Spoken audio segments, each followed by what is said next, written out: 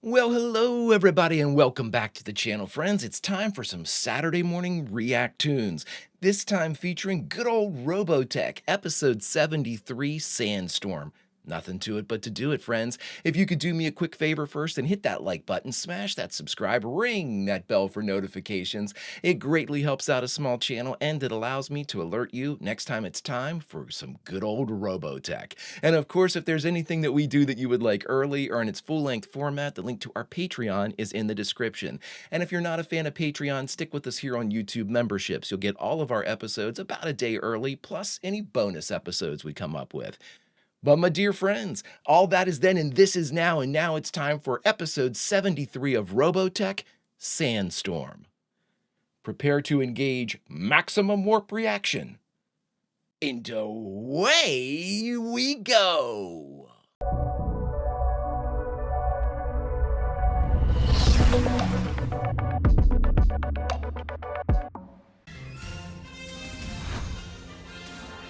Fanfare me? Fanfare you! That was literally, my brain said, do that. And now the rest of my body is saying, why did you do that? Plus, I will have to lower that volume because I could feel myself going full throat into that one, which is not a good look. I am editing the string of fantastic Robotechs that we had. You know, Eulogy and Forward basically have been unreal. Best run we've had so far in New Generation. Really, really enjoying it. A patrol of Invid shock troopers scours the wasteland in search of a small band of Robotech freedom fighters who have just blown the lid off an Invid fortress in a nearby mountain range. Oh, it's awesome, building right off of it. Nobody turn on anything.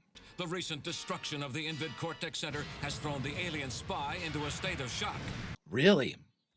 Locate them and retrieve the simulagent before the humans learn more of our mission on this planet. Continue the search.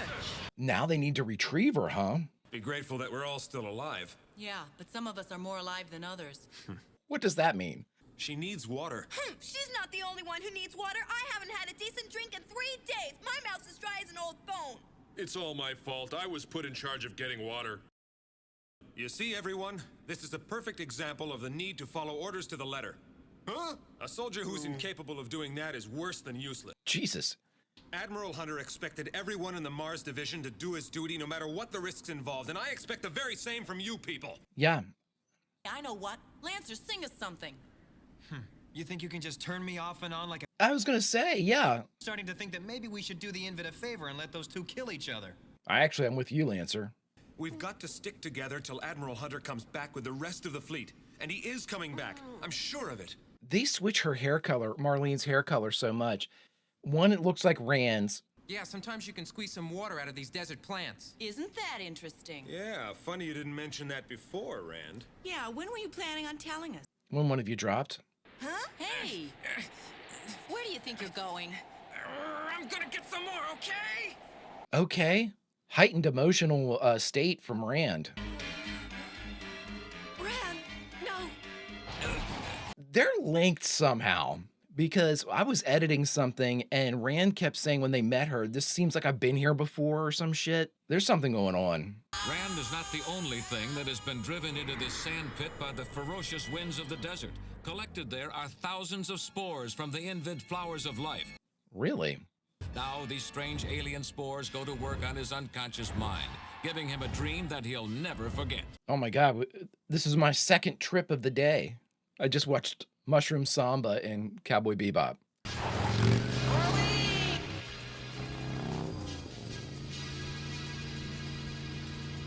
That's cool as hell looking. It's like Tron. Or the opening. Let her go, you oversized iguana.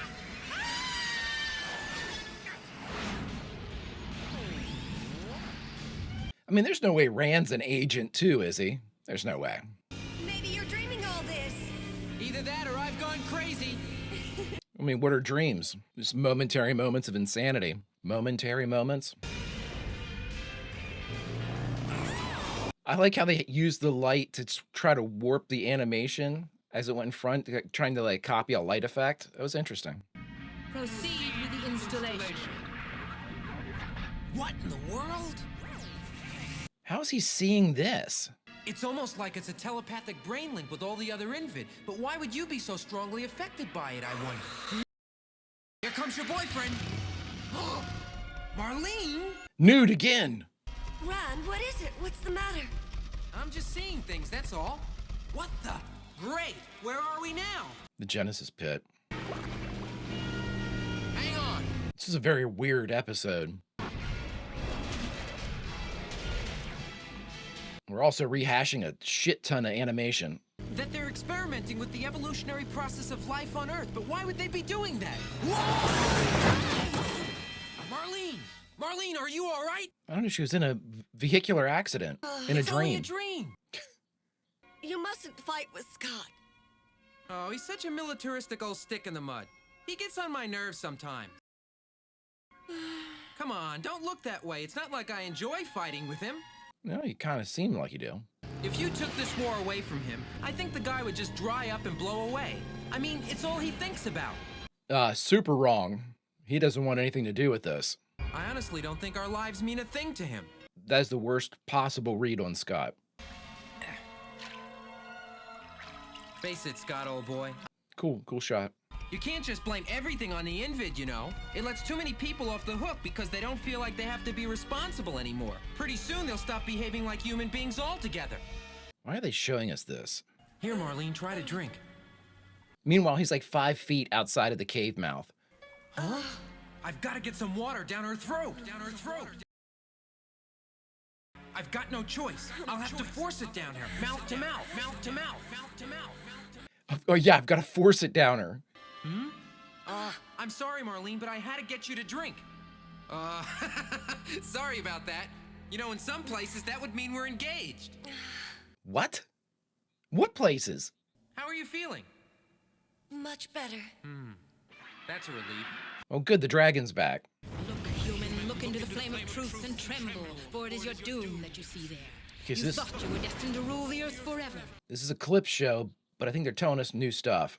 We were once a simple race, content with our own existence. But the coming of the Robotech masters and their contamination of our flower of life changed us forever. So we can thank the masters for the Invid. That's what I'm hearing.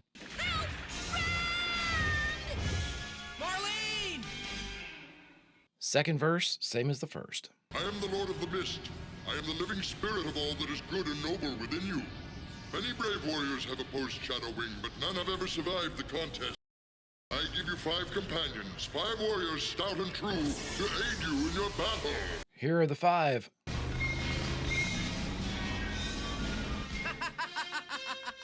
5 warriors, stout and true, those guys?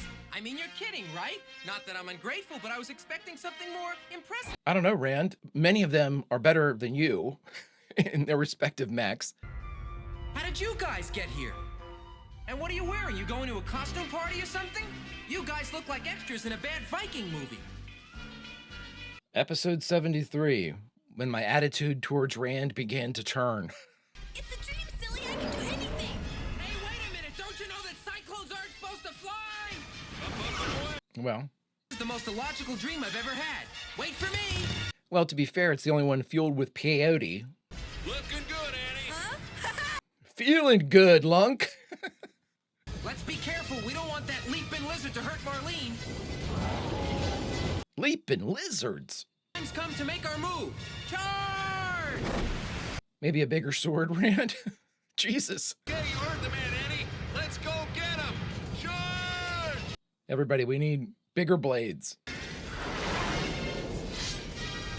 Now that's badass. Hey, watch out! He's passing through some kind of ion storm. It's stripping the flesh from my bones. Okay, guys, follow me. Wow. What are you guys supposed to be, the 3 Musketeers? Perhaps. Is that the beta transformed? I didn't know it could do that.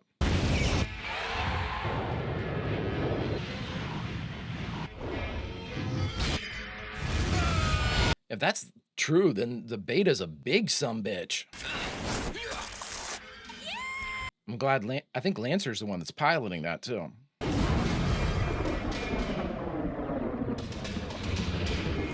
Lord almighty, loud. It's very loud. Warriors!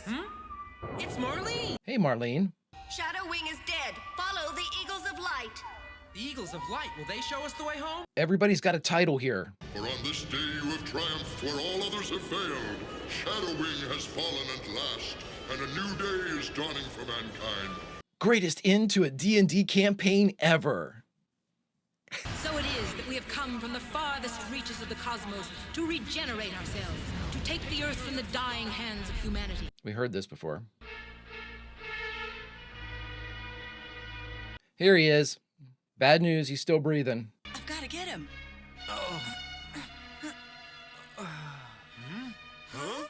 What happened to him? Rand, where the devil did you run off to? Vision Quest. Hey, Rand, you're not making any sense. Pull yourself together. Come on. They've come here from across the cosmos. They want to regenerate themselves into a new form. He just hasn't woken up. Oh. Lunk, is that you? And Rook. But I know why the Invid have come to this planet. What? They're trying to survive by plugging themselves into the Earth's evolutionary process. It's the same sort of thing any of us would do if we face certain extinction. I don't know what happened to you out there, but something seems to have knocked your loyalties out of whack. Huh. Marlene all right? She's still pretty weak, I'm afraid. Lancer, the only responsible member of the group. Well, pretty lady, I don't know if you're even aware of it, but you and I have just been on quite a little trip. And I, for one, wouldn't have missed it for the world. Can't wait to spit some more water in your mouth. Sorry. All right, everybody, we just finished the 73rd episode of Robotech entitled Sandstorm, and the only thing left to do is talk about it. All right, everybody, we just finished watching Sandstorm, the 73rd episode of Robotech, as I start chuckling in the middle of it. You know, this is an easy episode to write off for me. And again, anytime we incorporate like clips into the episode, I know that we're going to get precious little like narrative jump in it because this is obvious. They were spinning to try to make up. I think it was twofold. I think that one, they were like, hey, we can reuse a lot of animation here and kind of have flashbacks and kind of develop certain, I don't know, kind of to use the older animation to reinforce like out of Rand's memory. I mean, there's kind of explanations for why they use certain things. But at the same time, very precious little was given, and then like too much was given, if that makes any sense. I mean, I like the idea that they're finally starting to approach this problem that Rand and Scott had.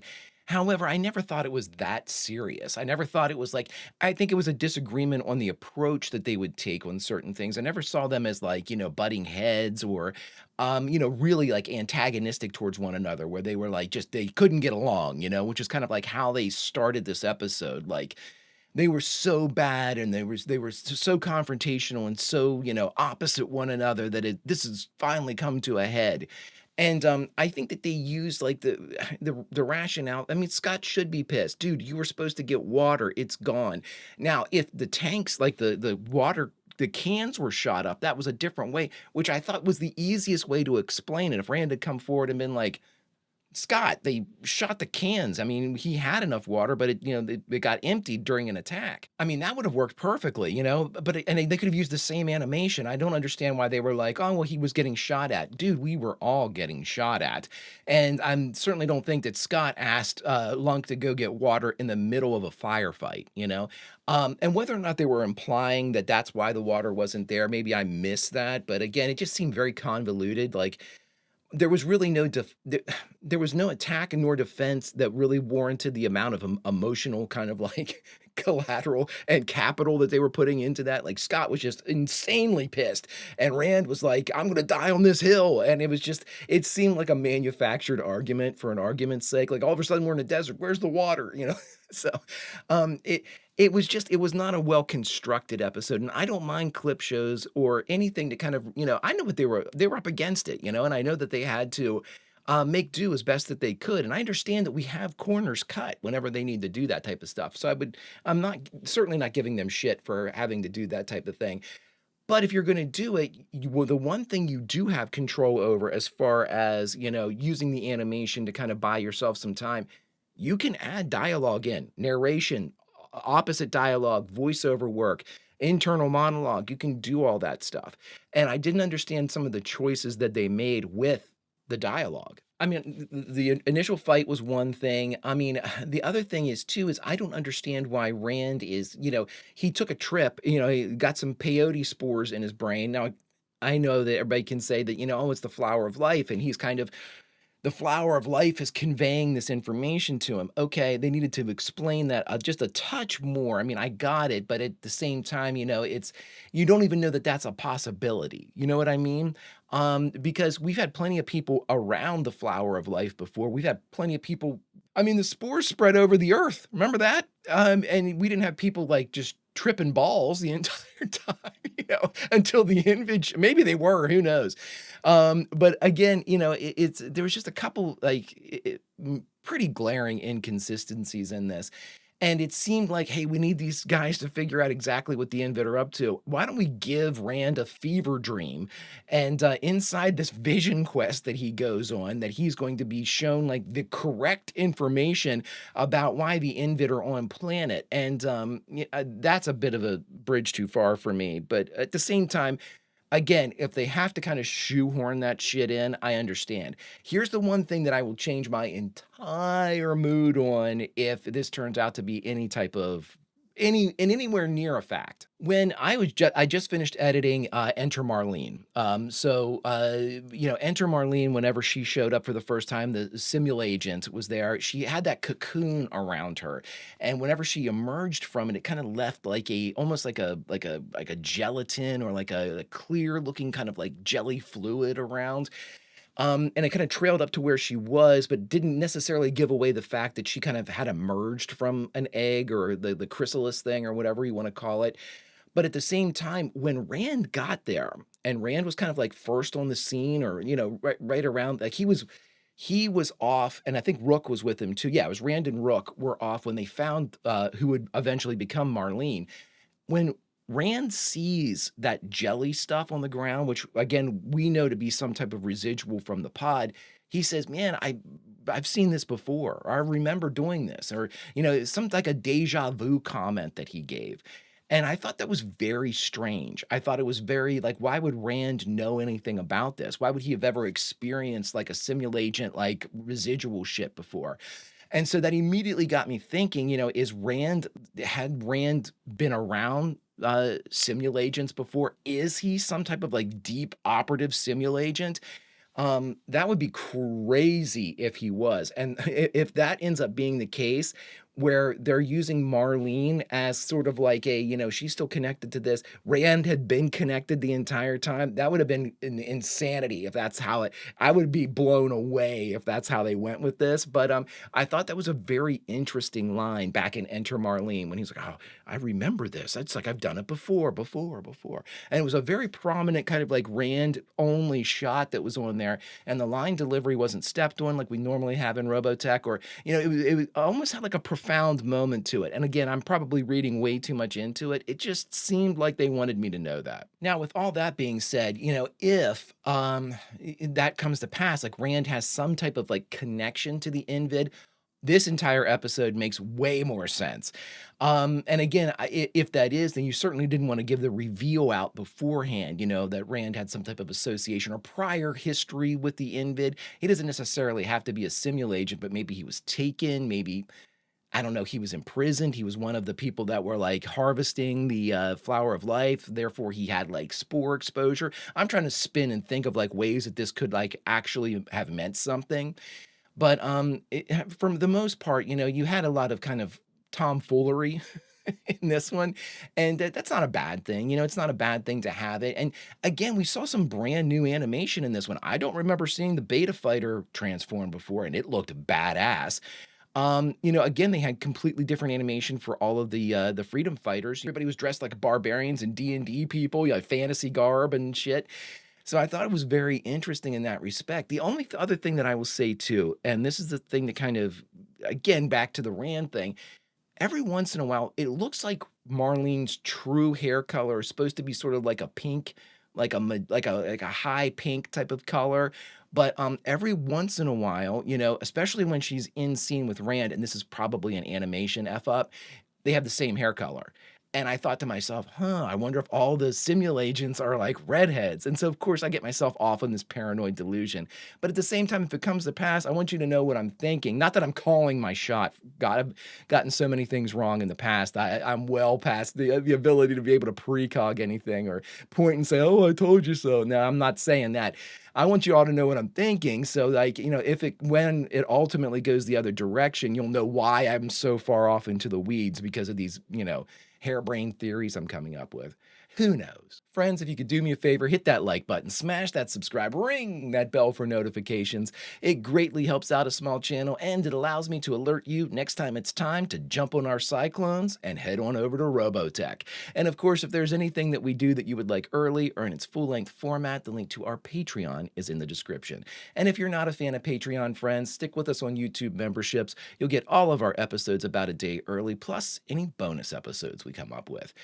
But my dear friends, all that is then, this is now, and now it's time to say goodbye from Robotech. So where should we say goodbye from? Well, friends, this is a weird one to say goodbye from. So what I will say this, I'm going to give you the option.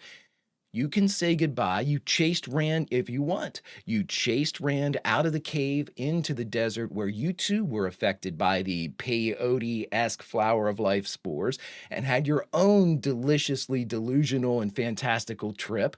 Or you stayed in the cave with everybody else and you watched over Marlene and you saw the mood that everybody was in. So my friends, which do you pick? The fantasy or the reality? And which one is which? Until we can define that for our very selves, friends, Vulcan roll, and I'll see you.